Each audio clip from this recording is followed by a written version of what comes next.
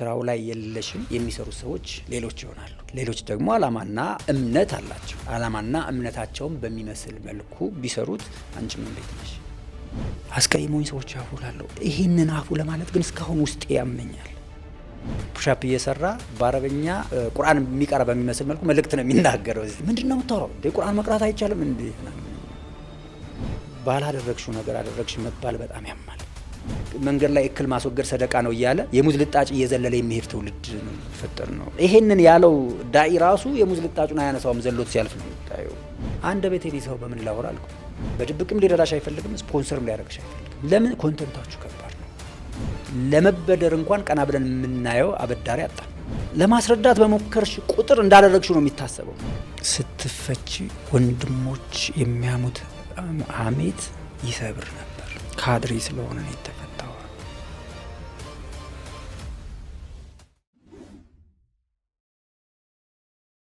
ማሻአላ ጠንካራ እናት ናቸው። ግን በ99ኛው ቀን 99 ቀን ነው የታሰርኩት ነው ኡስታዝ ወደ ቃሊቲ ከወረዱ በኋላ ነው የተፈታው።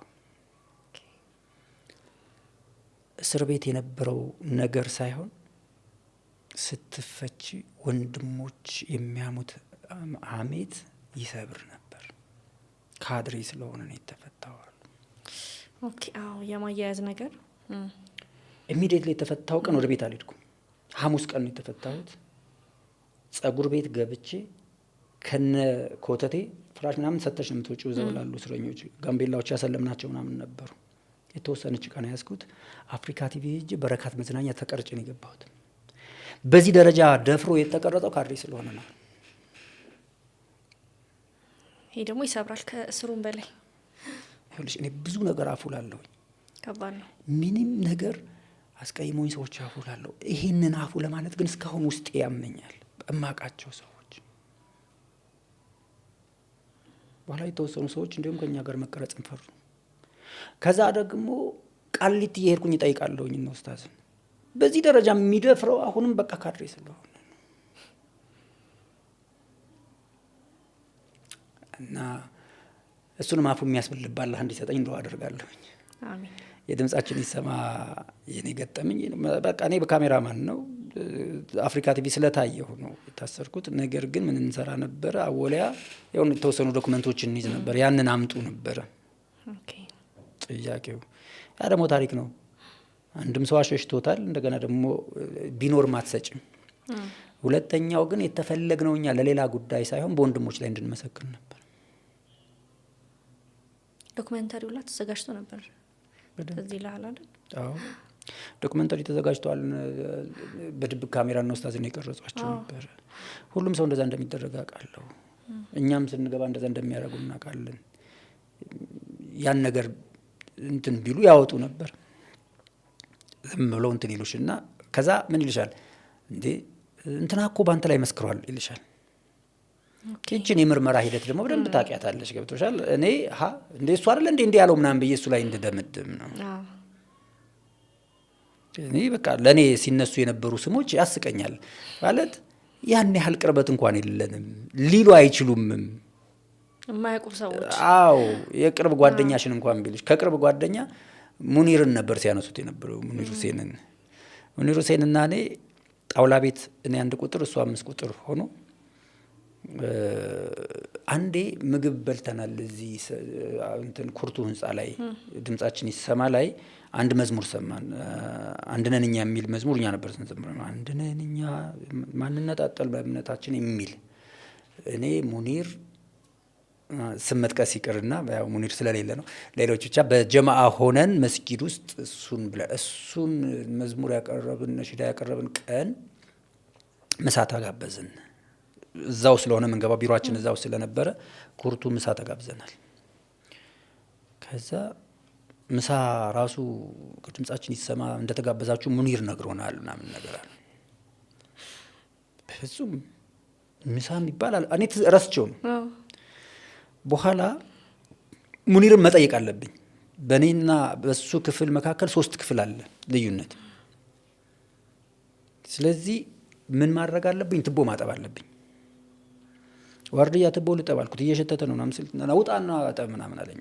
እሺ ብዬ የምታጥቢው ከነ ሙኒር ክፍል ጀምረሽ ነው ውሃ የምትደፊው። ኦኬ ስለዚህ አንገትሽን ዝቅ አድርገሽ እየጠረግሽ ሙኒሮ እንደዚህ ምግቡ ምንድነው እንዴ አታስታውስም ያኔ ነው እንዴ ውይ በቃ ተውት ምናምን ብዬ ሳልጨርስ ገባሁ። አታጥብም እንዴ አይጨረስኩ አልኩት። በዛ ደግሞ እንትን ይናደዱብሻል ምናምን።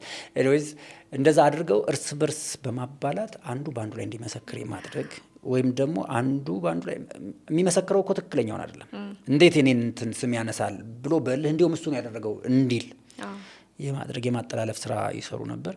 ግን የወንድሞች ጥንካሬ ይገርም ነበር በጣም እና እኛ በር ላይ ነው ፀሐይ የሚሞቀው። የኛ የጣውላ እንትኖች መካከለኞች ነን እና በሩ አይዘጋም። እና ኡስታዝ ሳይቤሪያ ወይም ደግሞ ጨለማ ክፍል የሚባለው ነው ያሉት። በቀን 15 ደቂቃ ፀሐይ አላቸው። እኛ ጋር ማን ነበር ኑሩ ቱርኪ ይሁን ብቻ አንድ ሰው በጣም በቃ ተንኮላቸው ደስ ሲል ነበረ። መልእክት ማስተላለፍ ሲፈልጉ በአረብኛ ፑሻፕ እየሰራ በአረብኛ ቁርአን የሚቀራ በሚመስል መልኩ መልእክት ነው የሚናገረው። እዚህ ያውታጃ ምንድነው የምታወራው እንዴ ቁርአን መቅራት አይቻልም እንዴ ይላል። ከዛ ምንድነው የሚለው ሽንት ቤት ውስጥ መልእክት ተቀምጧል ነው የሚለው። ሽንት ቤት ውስጥ መልእክት የተቀመጠው መልእክት አንብቡና እዛው ላይ መልሱት ነው እያለ ያለው። ከዛ ለኔ ተነገረኝ የሽንት ሰዓት ሲደርስ ክፍሏ ትታወቃለች። እዛ እንገባለን እናነባለን መልሰን የነበረው ቅንጅት መግባባት እኔ ያ እንትን የት ሄደላሉ። አሁን ድምጻችን ይሰማ ብዙ አስተምሮናል። በጣም ከጎዳን በላይ የተማርንበት ነገር አሪፍ ነበረ። ያንን አንድ የሚያደርገው አካል ነው ስንረገጥ ነው የምንመጣው አንድ ምን ነው አሁን ካለው ነገር ጋር ስታነጻጽሩ ትንሽ ድምጻችን ይሰማ በጣም ርቆ ነው የሚታየው። ርቆ ነው። ደስ የሚል ጊዜ ነበር። ደስ የሚል ስቃይ የሚባል ነገር ተከታተለ። በጣም አዎ በቃ አንድ ሰው ማየት ያለበት ብዬ አስባለሁ። አሁን እንደውም ኸልዋ አይደለም የሚባል እስር ቤት እኮ አይሉትም ነው ኡስታዝ ራሱ ኸልዋ በነበርን ጊዜ ይሉሻል። እውነት ኸልዋ ነበረ በትክክል ከአላህ ጋር ትገናኛለሽ። ተፍሲር ተጀመረልን ከዶክተር ከማል ጋር ነበርን። ሱረቱል ካፍ ተፍሲር እዛ ነው ጨርሰን ይወጣል። ትንሽ ጊዜ ቢቆይ ደግሞ ሙሉ 30 ጁዝ ተፍሲር ይቀራል። ወላሂ በጣም የሚገርም ጊዜ ነበረ። ደስ ይል ነበር ማለት ነው። በጣም አንድ ነገር ብጠይቅ ግን ደስ ይለኛል። ሰው ባልሰራው ነገር መወንጀል ስሜቱ እንዴት ነው? ምን አይነት ፊሊንግ አለው? ይሄ በቃ የማይታከም ስብራት ማለት ቅድም ያልኩሽ እኮ እሱ ነው ማለት። ካድሬ ሆነሽ ካድሬ ብትባይ ተሰኪ ስራው ላይ ያለሽበት ስለተነቃብሽ ብቻ ነው ትንምትዩ።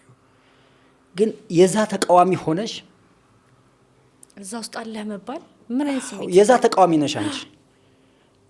በሁለት ቦታ ነው የምትገፊው።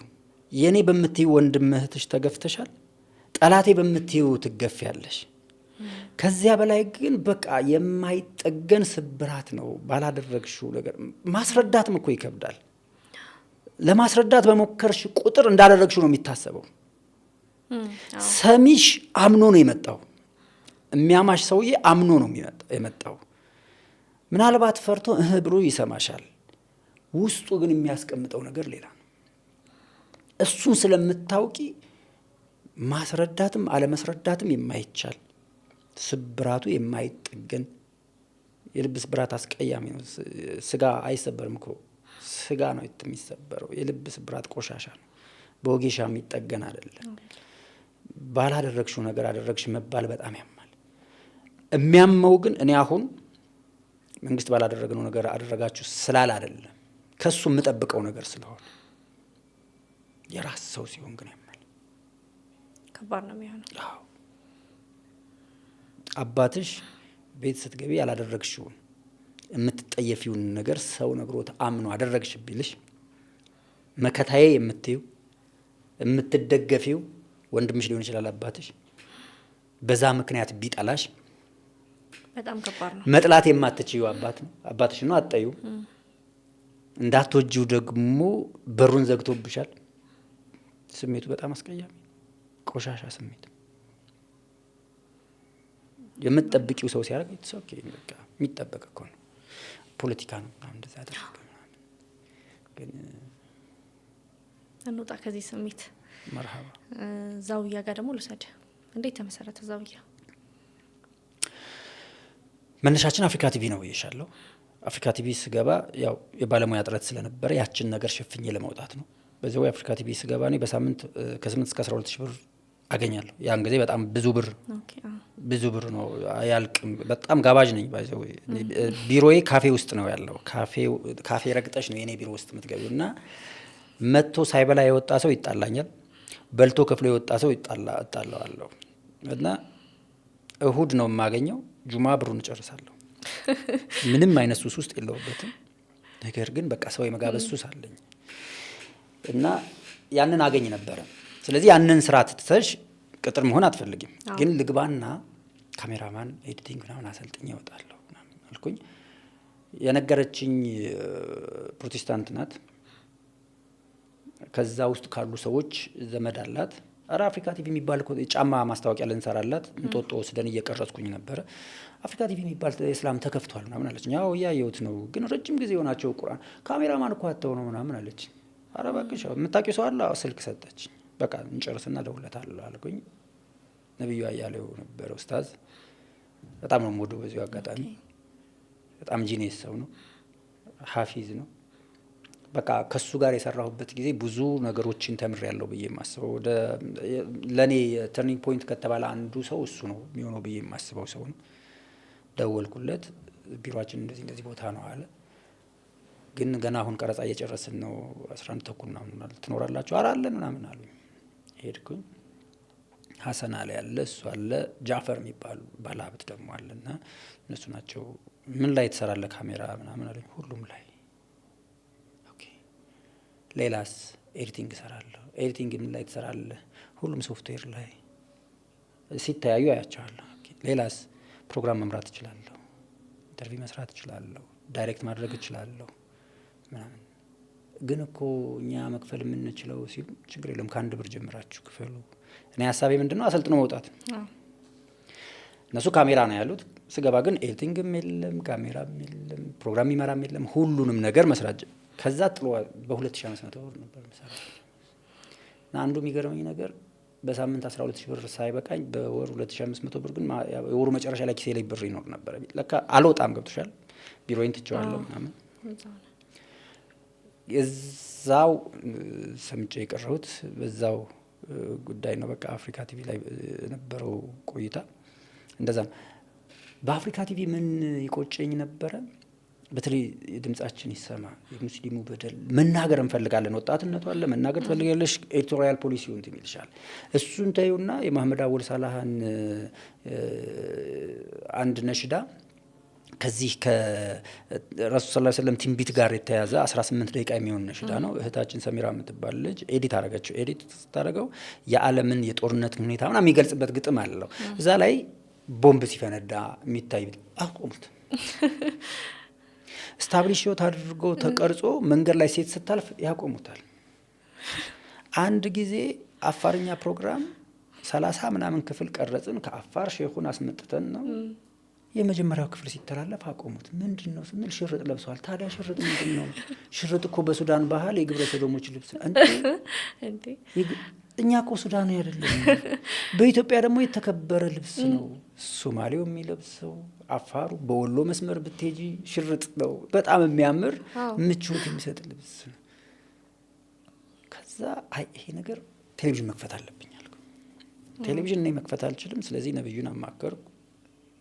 ውድ ነው እኮ አሉ። የድምጻችን ይሰማ ነብዩ ከሀገር ወጣ። በዛ ሰዓት የነበሩትን ማኔጅመንቶች እንትን አልኩኝ። ከዛ የነበሩ ልክ እንደ የኛ ኖርዝ አፍሪካ ይባላል ሚንበር አለ፣ ጄሉም ነበረ ምናምን። እነሱንም ማማከር ሞከርኩ። 12 ሚሊዮን ብር ነው የሚፈልገው። 12 ሚሊዮን እኮ ለ3 እንካፈለው 4 ሚሊዮን ነው። እንትን እዚህ ጋር ይወሰድ ኖርዝ አፍሪካ ገሌ እንደዚህ ሀሳቡን የሚገዛ ሰው አጣው። ቀኔ ነኝ መክፈት ያለብኝ ማለት ነው ይሄን ነገር አልኩኝ። እና ሙሳ ያኔ እኔ ጋር በመድረክ መሪ መጥቶ ነበረ። እንደዚህ እኮ አለ። ታዲያ ለምን አንሞክረውም አለ። በቃ እንደዚህ አይነት ነገር ነው የሚፈልገው። የት ነው? ሱዳን። እንዴት እናድርግ? አረበኛ አንችልም። ኡስታዝ ፏድ አለ እኛ ጋር፣ ሱዳንን ያውቃል እሱ። ከእሱ ጋር እንሄዳለን። ሰው 35,000 ብር አካውንቴ ላይ ነበረች። ትራንስፖርት 8,000 ብር ነው ለአንድ ሰው ደርሶ መልስ። ስንት ሆነ ማለት ነው? 24,000 ብር 11,000 ብር ነው የሚቀረው። ሼክ ሰይድ ዓለም ባንክ 5,000 ብር ጨመሩልን፣ 40,000 ብር ሆነች። ስለዚህ እንዴት እናድርግ ነው? በአውሮፕላን እስከ ካርቱም ድረስ አንሄድም፣ ጎንደር እንሂድ። ጎንደር በ900 ምናምን ብር ይመስለኛል ያን የነበረው ትራንስፖርቱ። እስከ ከተማው ድረስ በአውሮፕላን ሄድን። ከከተማ በኋላ በሚኒባስ በኖርማል ከሰው ጋር ተሳፍረን መተማ ገባን። ከመተማ ገላባት ሆቴል ተይዞላቸዋል ብለውን፣ ሆቴል ምን እንደሆነ ታውቂያለሽ? ባዶ ሜዳ ላይ ጠፍር አልጋ ነገር ነው የሚሰጥሽ። ሆቴሉ የታለ? ይሄ አሮች በቃ ሌሊት ኮከብ እያየሽ ነው የምተኝው ምናምን፣ ደስ ይላል በጣም። ከዛ በአውቶቢስ ተሳፍረን ካርቱም በጣም ረጅም አሰልቺ መንገድ ሄድን። እነዚህ ቴሌቪዥኑን ሊከፍቱልን ሳተላይቱን ሊሰጡን የተነጋገርናቸው ሰዎች ኤርፖርት ቪአይፒ ከፍለው እየጠበቁን ነው። እስክንደውላቸው ነው የሚጠብቁት። ቪአይፒ ተከፍሎ በቀይ ምንጣፍ ምናምን። ካርቱም ከገባን በኋላ መግሪብ አካባቢ ነው ፏር ደውላቸው፣ የት አላችሁ? ቪአይፒ ተከፍለው ነው ሲል፣ ኧረ እኛ በመኪና ነው የመጣ ነው። እና ሱዳኖች በጣም ጨዋዎች ናቸው።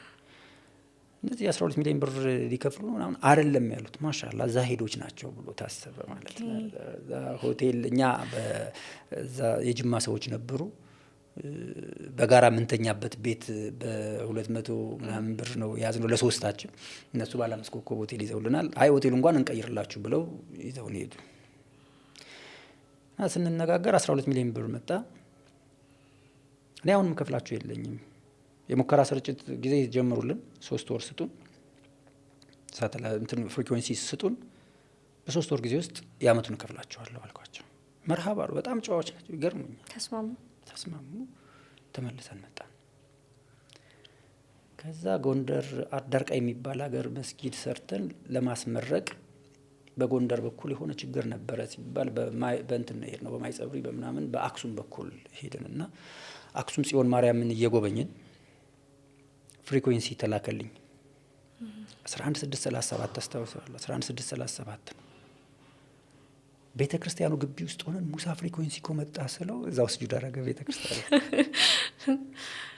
ከዛ ምናልባት የመጀመሪያውን ፕሮሞት ያደረግነው ቪዲዮ ትኖራለች ብዬ አስባለሁ፣ ፌስቡክ ላይ ስለተለቀቀች። በጣም ተቁነጠነጥን። በቃ እንውጣ ምናምን ብለን ሆቴል ልናይ ባጃጅ ስንጠራ ስንቻኮል ምን ፈልጋችሁ ነው አለን። አይ ቴሌቪዥን ያለበት ቤት፣ ዲሽና ቴሌቪዥን ያለበት ነው፣ እኔ ቤት ልውሰዳችሁ አለን እና ይዞን ሄደ። ቆጥ ነገር ናት። ወጣን። ከጀርባ የማርያም ምስል አለ፣ ቴሌቪዥኑ እዚህ ጋር አለ እና ፍሪኩዌንሲውን ስናስገባው ዛውያ ቲቪ የሚላል ረጅም ሰዓት ነው ያየነው። በቃ እሷ ዜድ ናት እንትኗ የምትዞረው። ስንቀርጽ እንዲሁም ከኋላ የማርያም ምስል ሁሉ አለ እና እንትኑ ይገርመኛል። እዚህ ከመጣን በኋላ የተወሰኑ ወንድሞችን ሰብስበን ቴሌቪዥኑን ከፍተናል። የአየር ሰዓት ውሰዱ፣ የምታገኙት ላይ 80% ተጠቀሙ፣ ማስታወቂያ ምናምን 20% ደግሞ አንደኛው እንዴት 20% እንከፍላለን አለኝ። ለሳተላይት እኮ ወጪ አለው። አይ የተማመንበት ነገር በሙሉ አመድ በላው ማለት በጋራ የመስራት ፍላጎታችን የሞተ ስለሆነ እንሞክራለን። 3 ወሩ አለቀና ተዘጋ። ድጋሚ ሄደን አስከፈት። ድጋሚ ሄደን ስናስከፍት የሙሳ አባት ቤት እስከለተን የወጣ ቤት ሸጠው ነው የሰጡን። የተወሰኑ ንብረቶች ያሉንን ነገር ሻሽጠን ነው የከፈል ነው። ኢሚዲየትሊ የኛ ፍላጎት ምንድነው? አንደኛ ተግባራዊ ዳዕዋ ነው። አብዛኛው ቴሌቪዥኖች፣ አብዛኛው ሚዲያ የምታያቸው ነገሮች ዩቲዩብ ምናምን ቲዮሪቲካል ነገር ነው የሚናገረው። የኢትዮጵያ በተለይ እንደ ኢትዮጵያ የዓለምም ልንለው እንችላለን፣ በተለይ የኢትዮጵያ ሙስሊም ተግባር ነው ያጣው። ሀዲሱን ያውቀዋል። ሀዲሱን የሚተገብርበት መንገድ ነው የሚያስፈልገው። ሁልጊዜ መንገድ ላይ እክል ማስወገድ ሰደቃ ነው እያለ የሙዝ ልጣጭ እየዘለለ የሚሄድ ትውልድ ነው የፈጠር ነው። ይሄንን ያለው ዳኢ ራሱ የሙዝ ልጣጩን አያነሳውም፣ ዘሎት ሲያልፍ ነው የምታየው። እስልምና ይሄ እንትና ፕራክቲስ የምታደርጊው ነው፣ የምተገብሪው ነገር ነው። አሁን ግን ንግርት ሆኗል። ያንቺ አባት የሆነ ሀዲስ ነገሩሽ፣ አንቺ ለልጅሽ ትነግሪያለሽ፣ ልጅሽ ለልጇ ትነግራለች። ሀዲስ የሚነገር እንጂ የሚተገበር የማይመስልበት ደረጃ ላይ ተደረሰ። ስለዚህ አንዱ ታርጌቱ ዛውያ ቲቪ ተግባራዊ ዳዕዋ መስራት ነው። ሁለተኛ የሚደርስብንን ፖለቲካሊ ግፊት ያኔም የድምጻችን እንትኑም አለ አይደል እልሁም አለ አይደል እኔ ግብር የምከፍልበት ቴሌቪዥን በእኔ ላይ ነው እንጂ ያወራው ለእኔ አላወራም። በሙስሊሙ ላይ ያወራል እንጂ ለሙስሊሙ አያወራም። ብዙ ግብር ከፋይ ደግሞ ሙስሊሙ ነው። የራሱ ቴሌቪዥን የእሱን ድምፅ አፍኖታል። ስለዚህ በእኛ በኢትዮጵያዊ የሚመራ ቅድም እንዳልኩሽ ፍልስጤማዊ ነበረ የአፍሪካ ቲቪን ማኔጅ የሚያደርገው የኢትዮጵያን ባህል ወግ የማያውቅ እስልምናውን ሊያውቀው ይችላል። ሽርጥ እኮ አስቆመ። ኖርማሊ ሽርጥ የኢትዮጵያ ባህል መሆኑን ስለማያውቅ ነው።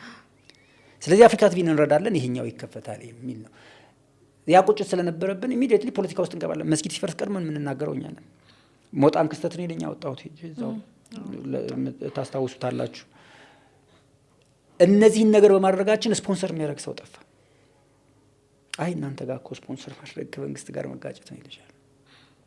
ግን ደግሞ በጣም ምን ያስቀኛል መስጊድ ሲፈርስ እንዴ ዲኑ ሲሰፈር እኮ መስጊድ ፈረሰ ዝም ትላለህ እንዴ? አንዱን እንደውም አንድ ቤቴን ይዘው በምን ላወራ አልኩት። ገብቶሻል?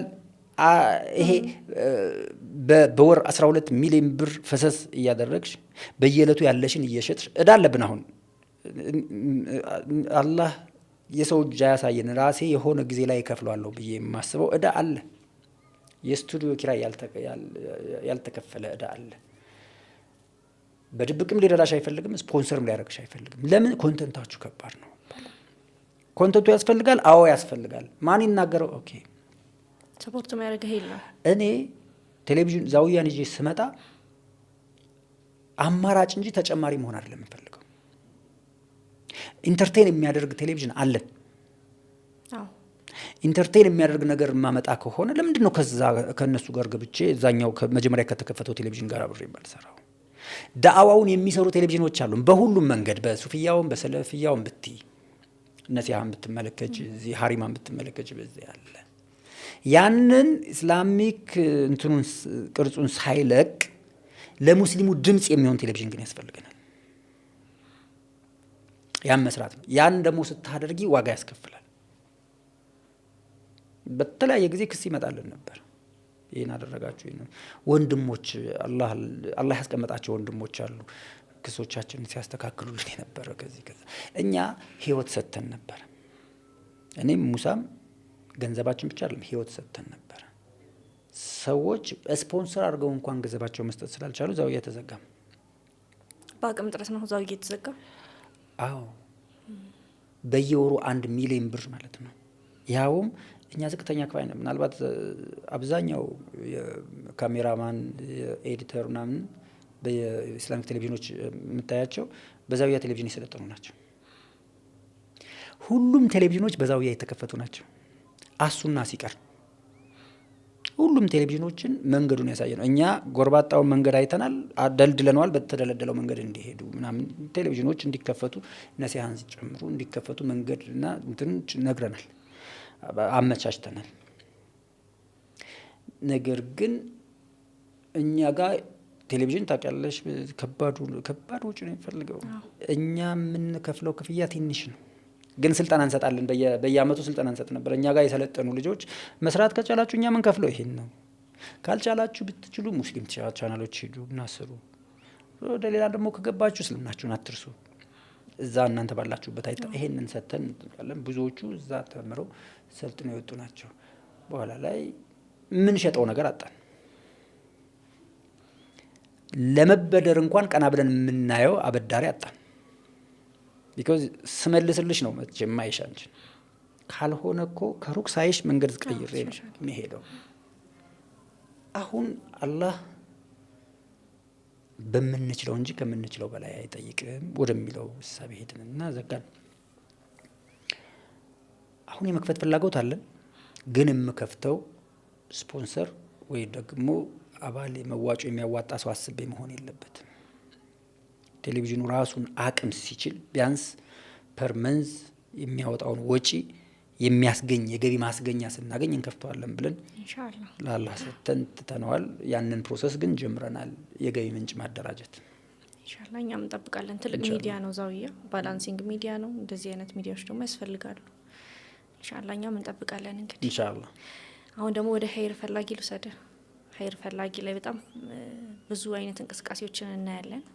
እስቲ ኸይር ፈላጊ እስቲ ምንድነው ኸይር ፈላጊ? ምን አይነት ተቋም ነው? በኸይር ፈላጊ ነው አባቴን የማይበት ድርጅት ነው። በጣም ነው የምወደው።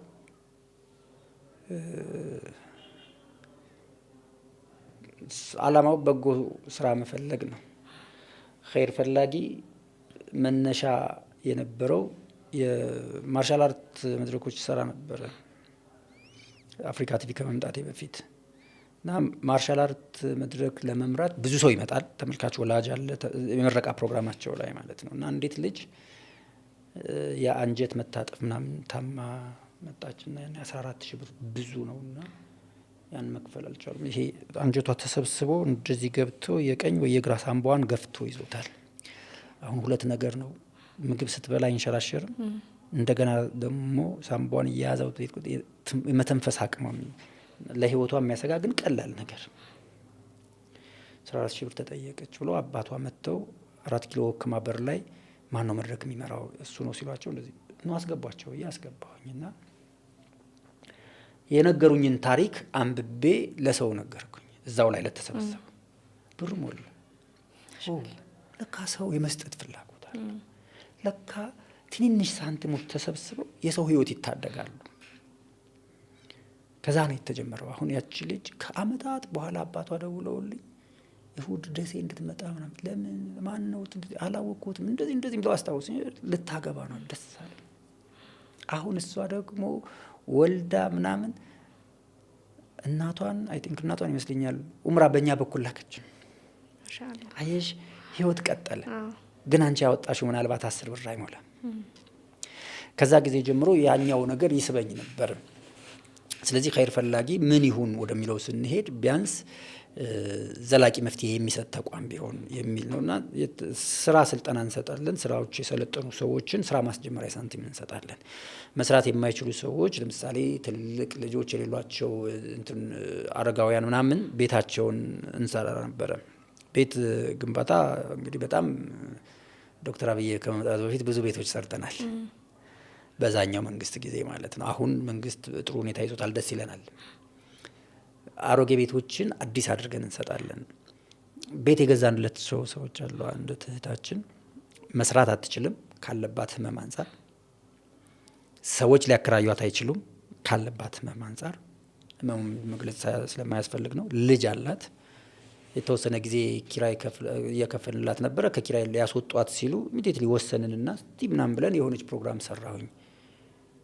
እንግዲህ ሚሊዮኖች ወጥተው አንድ ሙሉ ግቢ ቤት ተገዛላት። እሷ ከፊሉን ኖራበት ከፊሉን አከራይታው ህይወቷ ቀጠለ። ከዛ በኋላ እንዲያውም ደውላልኝ እሷም ሸጬ እኮ የተሻለ ቤት ደግሞ ገዛው አለኝ። ይሄ ደስ የሚል ነገር ነው። በቃ ክፍያሽ እሱ ነው፣ ደስ ይላል። በዚህ መልኩ ነው የሚሰራውና ብዙ ስራዎችን እንሰራ ነበር። መስጊዶችን እንሰራ ነበር። ምንድነው እኛ የምናደርገው? ምሳሌ አምባ ጊዮርጊስ የሚባል ሀገር ላይ መስጊድ ስንገነባ ያን ጊዜ 2 ሚሊዮን ብር ነው የሚገነባው። ባለ 2 ሚናራ ግዙፍ መስጊድ 2 ሚሊዮን ብር፣ 2,000 ሰዎች እያንዳንዳቸው 1,000 ብር የሚያወጡ። አየሽ ማቅለል ነው። ኸይር ፈላጊ ሁሉም እችላለሁ የሚል መንፈስ መፍጠር ነው አንድ። ሁለተኛ የሰዎችን ስነ ልቦና መጠገን ነው። አሁን አንቺ ካለሽ አቅም አንጻር ሰዎች ሚሊዮኖች ሲሰጡ ብታይ ወይኔ ኑሮኝ በሰጠው ነው አይደል የምትይው? ያንቺን ስነ ልቦና የሚጠግነው ግን ብዙ ሆናችሁ ሚሊዮኖችን ማምጣት ትችላላችሁ። 1,000 ብር አውጭና መስጊድ ትሰሪያለሽ ብትባይ አደረኩ የሚለው ስሜት የሞራል ልዕልና ይሰጣል። ወደዛ ልዕልና ሰውን ማምጣት፣ የኸይር ስራን ጥፍጥና ማሳየት፣ በቃ መስጠት ማለት ምን ያህል የሚያረካ ነገር እንደሆነ ማሳየት። ማንም ሰው ተቀብሎ ደስተኛ ይሆናል ብዬ አላስብም። ለጊዜው ነው። ሲሰጥ ግን ደስ ይለዋል።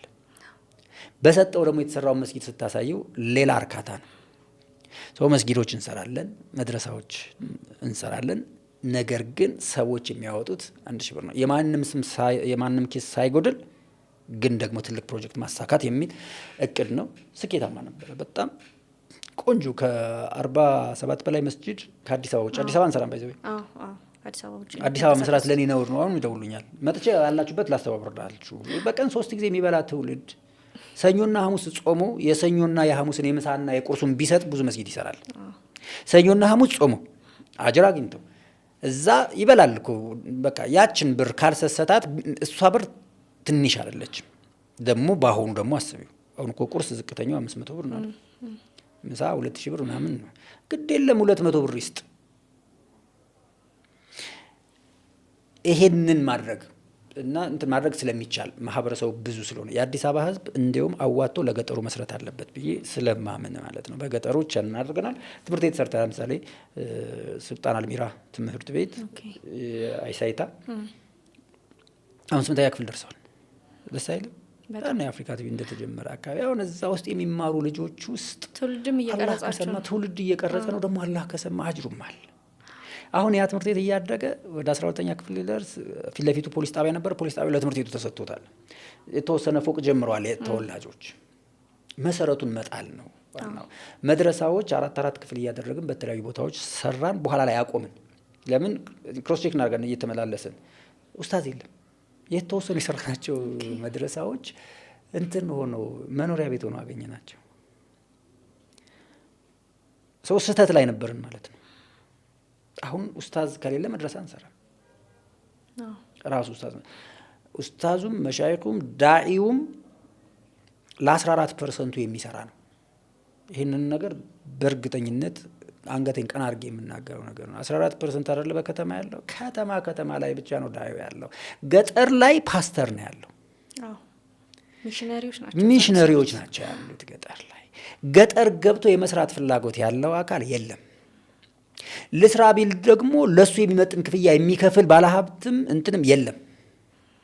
አንዳንድ ጊዜ ክፍያ ላይ ብቻ አይደለም መተኮር ያለበት፣ ሰው እየጠፋ ነው። ብዙ ቦታዎች አይተናል። አሁን ጉራጌ አካባቢ በብዛት ውሃ እየቆፈርን ያለንበት ቦታ በሚሽነሪዎች ሲልጤ እኮ ኢየሱስ ጌታ ነው ካላልሽ እዚህ ውሃ አትቀጅም የተባሉበት ቦታ አለ። ይህንን የሚቆጣጠረው አካል መቆጣጠር እንዳለበት ሆኖ ግን በውሃ የሚከፍሩ ልጆች አሉ።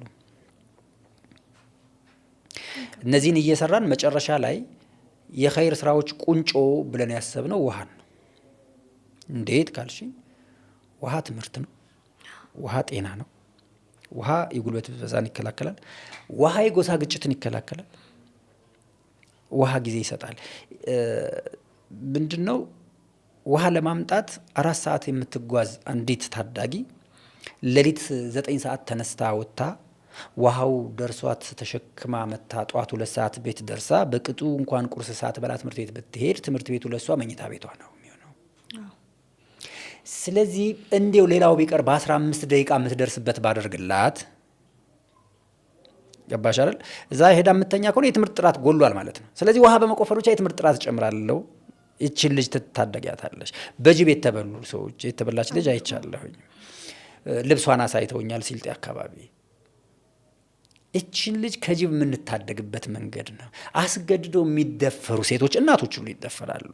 ውሃ ላምጣ ብላ ለቤተሰቧ የምታስብ እህት እናት ልጅ እንዳለች ሁሉ ውሃ ልታመጣ የምትሄድን ልድፈር የሚል እንስሳ ደግሞ አለ። እንስሳ ስለሆነ ሰው ስለማይባል መደፈርን ተከላከለ፣ የትምህርት ጥራትን ጨመረ። የውሃ ወለድ በሽታዎችን ትከላከያለሽ። ለምሳሌ አሁን ትላንትና ጨረስን፣ እንዲሁም የተወሰነ ቪዲዮ አሳይሽ ነበረ። ሶላር ፓምፕ ገጥመን ውሃው ወጣና ቧንቧው ሲከፈት የነበረው እልልታ የነበረው ጭፈራ። ውሃውን ስንሰራ ግሩፕ አለ። ለምሳሌ አንቺ የምትሰሪ ከሆነ ከኛ ጋር ግሩፕ ውስጥ ትገቢያለሽ። ውሃውን እየሰራን ብዙ እንጣላለን። ይሄ ነው መገጠም ያለበት፣ ይሄ ነው ምናምን እንጣላለን። ልንሰዳደብ ሁሉ እንችላለን። እያልኳት ነበረ። ዚነት ተቋ ሀበሻ አለች፣ ምናልባት ታየውናል፣ አሜሪካን። ያ ሁሉ የተጣላነውን አስረሳ። ቪዲዮን ስልክላት አለቀሰች። የሰዎች ጭፈራ ለውሃ ሰው እንደዚህ ያለቅሳል። 5 ዓመት ነው የሞከርነው አለች። ዚነት የተጣላነውን ረሳሽው አይደል አልኳት። አየሽ ኸይር ስራ ደስ የሚለው እሱስ የሚያደርገው ይሄን ነው። ውጤቱ የነበረውን መገፋት ያስረሳል። የጎሳ ግጭትን ይከላከላል። ጎሳ በተለይ ወደ አፋር አካባቢ ምንድነው ግጭታቸው? በምን እንደሚጋጩ ታውቃለሽ? ዒሳና አፋር ተብሎ በግጦሽ እኮ ነው የሚጋጩት። ግጦሽ እኮ ማለት ትንሽ የውሃ ሲያገኝ የሚበቅል ሳር ማለት እኮ ነው። ያችን ቆፍረሽ እኮ ቀን ሰው ቢጠጣው ማታ መሬቱ ቢጠጣ እኮ ሳር ያበቅላል። ውሃ ድርቅን ይከላከላል። ቦረና አስቢ። ቦረና ከብቶች ወደቁ ማለት ወተት መስጠት አቁመዋል። ወተት መስጠት አቁመዋል ማለት የዛ አካባቢ የዋህ ማህበረሰብ ወተት ካገኘ ቀና ብሎ የሚሄድ ሰው ወተቱን ስላጣ ነው የወደቀው። ወተት ከሳር ነው የሚመጣው። በቃ ሌላ ምንም አይደለም። ሳር ከውሃ ነው። ውሃ መቆፈር አላህ ሰጥቶናል። ከርሰ ምድር ላይ ያለን ውሃ ማውጣት አቅቶን ድርቅ ሲከሰት ከርሰ ምድር ውሃ ማውጣት አቅቶን ጎሳና ጎሳ ወንድምና ወንድም ሲገዳደል አላህ ሳይጠይቀንም ወይ? ቴክኖሎጂው ያለ እቃውን ገዝቶ አምጥቶ መስራት እቃውን በዚሁ ስሌት ነው 16 ሺህ ብር የሚያወጡ 2000 ምናምን ሰዎች ሰብስበን የገዛ ነው። እኛ 25 ሚሊዮን የገዛ ነው። አሁን 70 ምናምን ሚሊዮን ገብቷል። ይሄው አሁን ጉራጌ ላይ እየቆፈረ ነው። ትንሿ ማሽን ደግሞ ሲልጤ አካባቢ እየቆፈረች ነው። አሁን ደግሞ ሞር ትኩረታችንን ውሃ ላይ አድርገን ውጤታማ እየሆነ ነው። ቆንጆ ነው። ሰው ውሃ እየጠጣ ነው። ደስ ይላል። የጎርፍ ውሃ ሲጠጡ የነበሩ ሰዎች የጎርፍ ውሃን መጸየፍ ጀመሩ። ደስ ይላል። አየሽ፣ ስንሄድ ራሳችን ሞክረን ነው ቦታው ላይ ለማሳየት። ምሳሌ አሁን ባለፈው ወር ያስመረቅነው ጉድጓድ አውቃቅር ይባላል። የአውቃቅርን ጉድጓድ ለመቆፈር ትንሿ ማሽን ላክን። ትንሿ ማሽን ድንጋይ ማለፍ አትችልም። 40 ሜትር ላይ ድንጋይ ያጋጠመን። አላቆም ነውም። ትልቁ ማሽን መገዛቱ ምክንያት እሱ ነው። አሁን የሚመረቀውና ለምን ምክንያት እንደሆነ ታውቂያለሽ? ሄደን ሞከርን። መጀመሪያ እኔና ሙሳ አንድ ክሩ ይዘን ሄድንና የሰፈሩን ሰው ልብስ ሰበሰብንና ልብስ የምታጡበት ቦታ የእናንተ ልብስ ሄደን እናጥባለን እንሞክራል ናቸው። የሚጠጡት ውሃ ከሌላቸው የት ነው የሚያጡት? እሱን ነው ማየት የፈለግነው። አረ ይከብዳቸዋል። ግድ የለም እንሞክራለን። ሰብስበን ይዘን ወንዝ ይዘውን ሄዱ። መጀመሪያ ወንዙ ስትሄጂ ትደክሚያለሽ። ስትደርሽ ይዛ ልብሱን ተሸክመሽ ሲቀጥል ውሃውን ስታዩ ሞራልሽ ይነካል። አፈር እኮ ነው።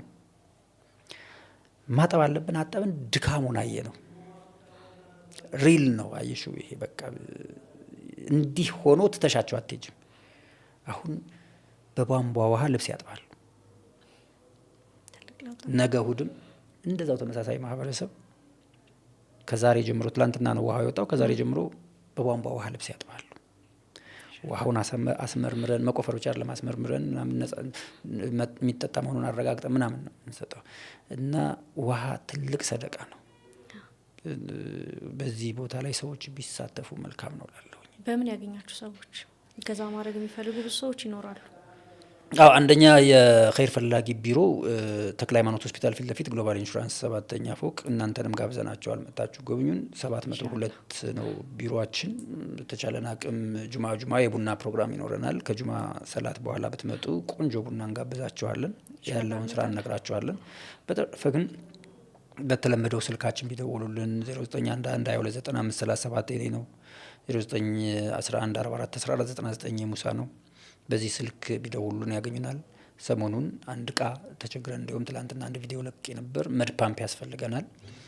እስካሁን የምንጠቀመው ኤር ሲስተም ነው። መድ ፓምፕ እዚህ ሀገር ላይ ማግኘት አልቻልንም። ለመከራየትም አልቻልንም። አንድ ሁለት እንዲሁም ከሀረር ጀምሮ 2 ጉድጓዶች ተደርምሰውብናል። በመድ በማጣት ነው ያ የሆነው። አንዱ ነዳጅ ቢዘገይም ነዳጅ ከተደረመሰ በኋላ ግን ለማስተካከል መድ ፓምፕ ያስፈልገን ነበር። አፋር 5 ጉድጓድ የመቆፈር እቅድ አለን። አፋር ያልገባ ነው። አፋር ያለው የመሬት ፎርሜሽን በመድ ፓምፕ የሚቆፈር ስለሆነና እስካሁን ከወዲሁ እንዲሁም የአፋር ውሃዎች ድርጅቶችን ይቅርታ እንጠይቃለን። ረጅም ጊዜ ነው እያስጠበቅናቸው ያለው መድ ፓምፕ ስላላገኘን ነው። ሀረር እና ዙሪያው ለመቆፈር እቅድ አለን። ቦርደር ስለሆነ አፈሩ የሱም ፎርሜሽን መድ ፓምፕ ይፈልጋል። ትልቅ ማሽን ይዘን ትንሹ የ2.5 ሚሊዮን ብር መድ ፓምፕ በማጣታችን ብቻ የተለያዩ ሀገሮችን ውሃ ማጠጣት አልቻልንም። በዚህ ሊያግዙን የሚችሉ የሚፈልጉ ካሉ ቢመጡ ደስ ይለናል። ኢንሻአላህ ማየቱ ሰዎች ያግዛቸዋል ብዬ አምናለሁ። ኢንሻአላህ እኛም መተን አንድ ቀን እናያቸዋለን። አንድ ቀን አለም ደጋግመን እንመጣለን ኢንሻአላህ። ዲኑ በጣም አመሰግናለሁ። ጊዜን ሰጥተህ በጣም ቢዚ ነህ አውቃለሁ። ይሄን የመሰለ ቆይታ ከኔ ጋር ለማሳለፍ ስለመጣ በዚሁም ደግሞ ኸይር ፈላጊ ላይ ብዙ ስራዎች እየተሰሩ ነው እናውቃለን። ብዙ ነገሮች እናያለን። ይሄንን ማገዝ የሚፈልጉ ሰዎች ሊያገኛችሁ የሚችሉትን ቁጥሮች ለማስቀመጥ እንሞክራለን። እኛም አላህ ደግሞ ከዚህ የበለጠ ስራዎች የምትሰሩ ኢንሻአላህ የብዙውን ችግር የምትፈቱ እንዲያደርጋችሁ እኛም ዱዓ እናደርግላችኋለን። በጣም አመሰግናለሁ እንግዲህ ስለሆንክ። እኔም እጅግ አድርጌ አመሰግናለሁ። እንግዲህ ነጥብ መስመር ሆኖ የምናየው ላይ አድርገን ከፍ ያለ ስራ እንደምትሰሩ ተስፋ አደርጋለሁ። ሚዲያ እጅግ በጣም የጎደለን ግን የሚያስፈልገን ነገር ነውና በሚዲያ ዘርፍ ላይ ያላችሁ ሰዎች እየገባችሁ አትውጡ። እስከ መጨረሻው ዝለቁ። አመሰግናለሁ። አመሰግናለሁ። ከዲኑ ጋር የነበረን ቆይታ ይሄን ይመስል ነበር። ስለተከታተላችሁት እናመሰግናለን። ሰብስክራይብ ማድረጋችሁን እንዳትረሱ፣ ለሌሎችም ሼር አድርጉ፣ አጋሩ። ቀጣይ ደግሞ በሌላ እንግዳ እስክንገናኝ ድረስ ሰላም።